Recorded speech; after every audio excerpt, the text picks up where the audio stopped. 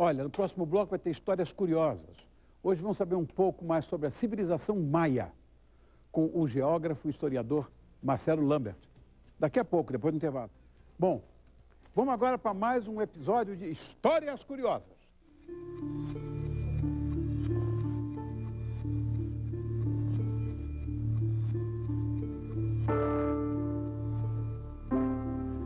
Há cerca de 3.000 anos, a civilização maia começou a edificar a sua arquitetura. Um povo, de certo, curioso e notável pela sua língua escrita, pela sua matemática, sistemas astronômicos. E no dia 26 de dezembro de 2010, o professor Marcelo Lambert e sua equipe deram início à expedição Odisseia no mundo maia, que teve como objetivo principal a compreensão desse universo pré-colombiano. Quer dizer, o entendimento do seu calendário, claro, esse famigerado fim do ciclo, em 2012, bem como o colapso dessa civilização que eu, por exemplo, não sei absolutamente como aquilo acabou. Então, para falar um pouco mais sobre esse interessante, se não instigante assunto, eu convidei o geógrafo e historiador, que já é nosso parceiro aqui, Marcelo Lambert. Marcelo, tá bom, meu velho? Obrigado por ter vindo. Não precisa se levantar. Tudo bem? Tudo bom, e você? Antes de mais nada, eu quero parabenizar você por ter sido escolhido, seguramente por um dos canais, que eu sou fã de canal de televisão a cabo, que é o History. Você foi escolhido como o brasileiro mais competente para falar sobre maia. Nós vamos, em setembro agora teremos o lançamento de um documentário pelo History, né? Tá. Que vai tratar exatamente a questão das profecias. Eu falei sobre os maias, incas e Hopi, porque de forma muito curiosa, essas três civilizações, elas têm uma lógica dentro desse imaginário religioso aí que fala um pouco sobre 2012. Esse documentário vai ser lançado em setembro. Bom, eu vou estar a postos para assistir. Vale muito a pena. Para quem está em casa, assistindo a gente agora, quem foram os maias? Bom, primeiro, temos que fazer justiça. Na minha opinião, uma das maiores civilizações que nós tivemos, não só nas Américas, como no mundo, né? Os maias, eles se organizaram enquanto cidades-estado. Para você ter uma ideia, Rony, eles conseguiram chegar no seu apogeu a quase 50 cidades-estados, espalhado pela América hoje, onde é a América do Norte e a América Central. Como você mesmo iniciou a sua fala, eles foram magníficos na sua matemática, a escrita mais desenvolvida e elaborada das Américas, né? A astronomia, algo assim incrível, sensacional. E é importante ressaltar o seguinte, que tudo isso se desenvolveu no seu período clássico, que vai mais ou menos de 250 até 900 da nossa era. Portanto, quando os espanhóis chegaram aqui no século XV, eles já estavam no outro nível de desenvolvimento, eles já tinham colapsado, nós vamos falar um pouco sobre isso hoje, mas eles chegaram a níveis de desenvolvimento incríveis para aquele momento histórico. Eu estou muito curioso em relação a essa sua expedição, Marcelo. Tá. O que vocês foram buscar? Que respostas vocês foram buscar lá? Porque é muito complicado. Muito. Com toda certeza você vai falar do desaparecimento desse império, que até hoje ninguém... Olha, um dos principais objetivos, o principal mote da nossa pesquisa, era pensar o colapso da civilização. Por quê?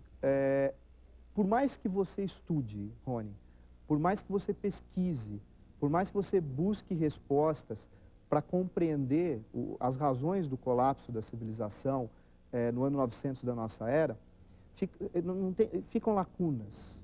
Você não consegue ter respostas que te convencem.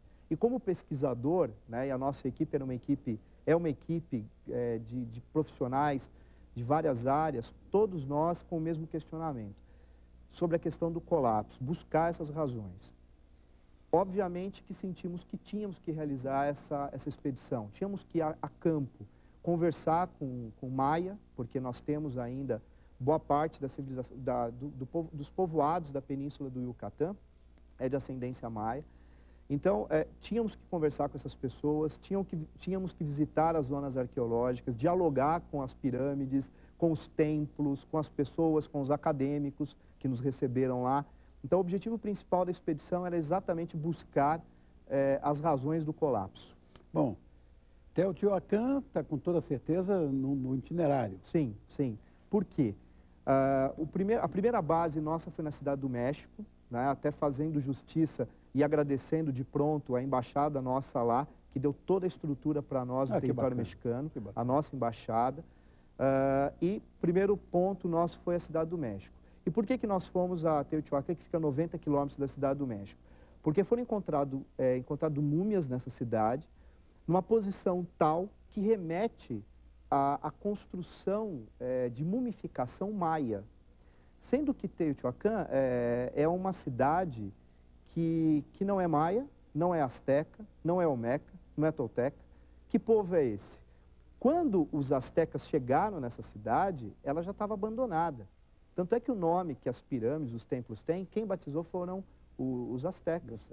Né? Sendo assim, essa coincidência, que na verdade não na forma das múmias em posição de lótus, exatamente como os maias mumificavam e como eles tratavam os seus corpos. Então nós entendemos a necessidade de ir até essa cidade para tentar fazer uma leitura desse processo, talvez enquanto gênese, né, para depois a gente seguir a nossa rota. É porque quando Cortés chegou lá, né, na pista do Yucatán, final do século XV, não tinha mais, a civilização maia já tinha desaparecido há muito tempo. Sim. Mas a asteca era florescente, né? Apogeu. Os astecas, quando os espanhóis chegam, e efetivamente o conflito se exacerba a partir de 1519, os astecas eles estavam no seu ápice, ao contrário dos maias, que eles já estavam, ainda existia concentrações, pequenas concentrações urbanas ainda maia, mas já influenciado por outros povos, como por exemplo os toltecas, né? Agora, boa parte de toda aquela civilização que foi o seu apogeu, como eu disse, de 250 até 900, já tinha declinado. E aquela história dos monólitos de pedra, que vocês foram também dar uma... Aquilo ali é intrigante, Tula, né? Mínimo, é Tula. Você deve lembrar, Rony, que na década de 70 foi muito usado essas estátuas, essas grandes estátuas, para argumentar até teorias ufológicas. Imagina, tal, Eric von Däniken... Eric von Däniken cansou de falar. Best-seller. Best-seller, foi. Exatamente. Eram os deuses astronautas. Isso. Né? E é interessante que essas grandes estátuas, na verdade, elas sustentavam uma laje. Ali era um templo, né? E o que é interessante... Eram pilares, então. São pilares. E o que é interessante também é que esse povo tolteca, que era um povo guerreiro, ele vai migrar depois também para o sul do México e ele, na verdade, vai passar por um processo de fusão com os maias. Por exemplo, a cidade de Chichén Itzá, que nós vamos falar um pouco sobre ela também, ela passa por um processo de metamorfose ali e passa a ser maia tolteca. Você vê na arquitetura características tolteca. De uma e de outra. Exatamente, você vai ter uma fusão aí. E é o momento, inclusive, onde tem o maior número de sacrifícios dentro da civilização maia pela influência tolteca.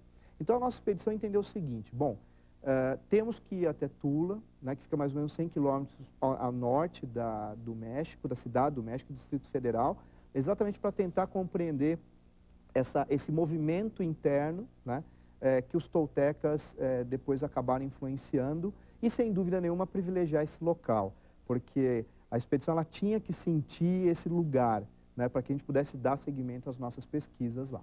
Falando em pesquisa, Palenque, mais do que óbvio, né? Vocês tiveram, né? Olha, Rony, eu costumo dizer que Palenque é minha cidade. O rei Pacal, olha ali, olha. Porque, primeiro, aí é Edna. Palenque eu acho que é uma antes. Ali. Isso. Esse é o Templo das Inscrições em Palenque. Essa cidade, Rony, ela está encravada no meio da floresta, extremamente úmida. Essa pirâmide que nós vimos, ela tem uma câmara interna que você desce no centro dela até a câmara mortuária de Pacal, que foi a maior divindade daquela cidade. Era o rei sacerdote, né, era Hauquim. Então, o rei ele acumulava essa função de sacerdote, poder de Estado também. E uma coisa que é incrível em Palenque é que ela está muito preservada. Então, quando você entra em Palenque, a impressão que você tem é que você está lá no ano 300 da nossa era. existe uma magia ali muito interessante. Inclusive, nós gravamos, fizemos vários vídeos, várias entrevistas lá, e a sensação que eu tive emocional foi tão grande que as pessoas choram quando entram em Palenque. E isso pessoas do mundo inteiro. Então você tem um mundo no microcosmos. Que energia, hein?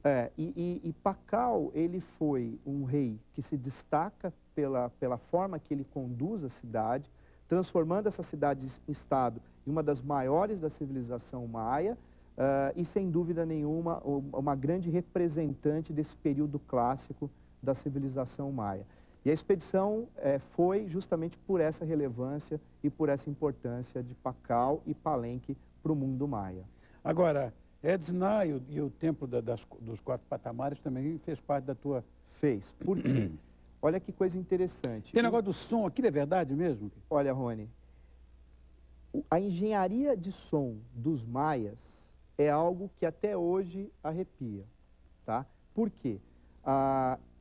Todas as cidades têm alguma coisa que envolve engenharia de som. Muito se perdeu porque isso dependia do estuco que ficava nas pirâmides, nos templos.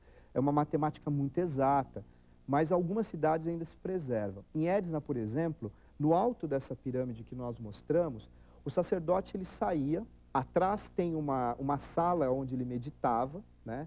Uma câmara onde ele meditava, ele saía e de frente a todas as pessoas que faziam parte daquela cidade-estado, aí é Chichén Itzá. Isso. Ele falava e a acústica era tão perfeita, que eles fizeram um sistema que a voz se propagava por toda a cidade. Então, todos os habitantes de Edna escutavam o que o sacerdote tinha a dizer, né? Então, se você bate lá, você vê o eco, ele vai propagando, e óbvio que a intenção era que esse sacerdote falasse ao seu povo e ele entendesse a sua mensagem. E fora que essa cidade tem uma questão interessante, é uma cidade que teve um período feminino muito grande, né? Palenque também, a famosa Rainha Vermelha de Palenque, e Edna teve essa relevância feminina também, que nós também pesquisamos, buscamos. Na verdade, Rony, é uma infinidade de informações dentro de cada universo, de cada cidade, de cada zona arqueológica, né? Porque são muitos os detalhes, mas é incrível você ver uma pessoa lá falando e você muito distante escutando. E ali tem uma curiosidade, Rony, que é o seguinte, tem uma entrada que você entra, você está em pé. Conforme você vai andando, você vai abaixando, quase ficando de joelhos. Por quê? É quando você chega na praça principal, você sai, você diminui o passo e você chega em reverência. Era respeito aos deuses. Interessante. Essa história, eu não posso entender isso, tão matemático de primeiríssima ordem, astrônomos maravilhosos, e aquele sacrifício, como lá no topo das pirâmides eles faziam, para arrancar o coração do cara ainda batendo. Eu não sei porquê, isso até agora ninguém me explicou, né? É uma lógica que, para nós, é muito difícil entender, né? Obviamente que nós não aceitamos, em hipótese alguma, esse tipo de situação, vai contra todos os princípios humanos, né? Mas, como historiador, né, eu tenho sempre que dizer, nós temos que ler o outro, né, e tentar remeter aquele processo cultural sem julgá-lo, né? Mas, de certa forma, isso fazia parte do imaginário filosófico religioso e até aquele que às vezes era sacrificado para a família era um ato de honraria, porque aquela mãe, aquele pai gerou uma criança ou um adulto que foi digno a ser oferecido a um Deus, né? Então é muito louco, é muito difícil para a gente compreender, maluco demais, né? Mas aí entra a parte filosófica da morte, porque os maias, eles compreendiam a morte diferente de nós, né? A morte, na verdade, ela era muito boa. Aquilo que tornava a morte ruim era quando você tinha uma vida ruim. Mas a morte boa dependia da sua boa vida, como homem, como mulher e etc. Nós vimos agora há pouco uma das 7 maravilhas do mundo, né? A pirâmide de Chichén Itzá, que acabamos de ver, estava aqui no nosso monitor, né? E, ela aí, ó. Isso, ela mesma. Mas existe uma cidade que pouco se fala dela, que é Escambau. Escambau é uma cidade próxima ao Porto de Progresso, já na portuária, né? Isso. E ela tinha, ela tinha uma importância, uma relevância salineira, né? O sal, ele também servia de moeda de troca. Então, essa cidade-estado, ela tinha essa importância dentro das relações comerciais, porque os maias, eles eram exímios comerciantes, até falamos do ponto de vista historiográfico, era um modo de produção tributário mercantilista, né? E eles eram exímios comerciantes e hoje, Rony, já temos prova que eles navegaram até onde hoje é a Colômbia. Porque se você pegar o período do ouro dos povos que viviam na Colômbia, muitos artefatos têm característica maia. Tivemos até uma exposição há pouco tempo aqui. Foi. Né? E isso ficou muito evidente, na verdade, hoje a gente já tem provas disso. Bom, Marcelo, é lógico que nesse papo a gente não vai poder deixar de falar do calendário de 2012, quer dizer, esse mito, né, do final do ciclo, 2012. Conta um pouco sobre isso para quem está em casa não imaginar que vai cair um meteoro aqui, que vai morrer todo mundo, que um cometa vai chocar com a Terra, enfim. Tá. Inclusive, nós já falamos isso numa outra pauta e foi muito interessante para poder falar isso para as pessoas.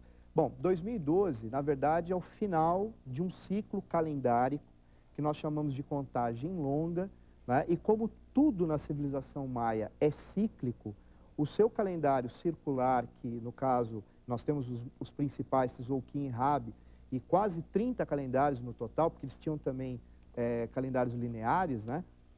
2012 representa o final do calendário de contagem longa, né? E o início de um novo calendário de contagem longa de 5.125 anos. Então, para os maias, é o final de um ciclo e o início de um novo ciclo, né? E esse novo ciclo, segundo os anciões, eu tive contato na expedição com algumas pessoas que ainda preservam a tradição maia, conversamos, enfim. Para eles, isso é o advento de um novo tempo. Eles acreditam muito, eles têm muita fé de que isso representa exatamente esse novo tempo. Conversando com eles sobre 2012, eles estão preocupados se vai chover, vocês vão ter água para plantar. É isso que eles estão preocupados. Enquanto o mundo está discutindo uma coisa, que o mundo vai acabar, não, eles querem as necessidades sociais sendo atendidas, eles querem direito dentro da sociedade, né? Resumindo, 2012 é o final dessa contagem longa calendárica e o início de uma nova contagem. Claro que tem lá suas profecias, temos que levar em conta, mas isso tudo dentro desse imaginário religioso maia. Marcelo, muito obrigado mais uma vez por estar conosco. Isso é um papo que, se deixar, eu vou até amanhã, né? E em televisão a gente não pode fazer isso, lamentavelmente. Marcelo Lambert, que já é nosso parceiro, geógrafo, historiador, nos trouxe hoje um pouco dessa história curiosa, até a página 2, que é mais do que curiosa, né? É sensacional. Posso deixar um site? Claro! Bom, do Centro de Pesquisas Odisseia, então é www.cpodisseia.com e o meu pessoal é marcelolambert.com. Obrigado, Marcelo, por ter vindo. Eu que agradeço. Sensacional. Beleza. Obrigado, querido. Tudo bom. Para você também.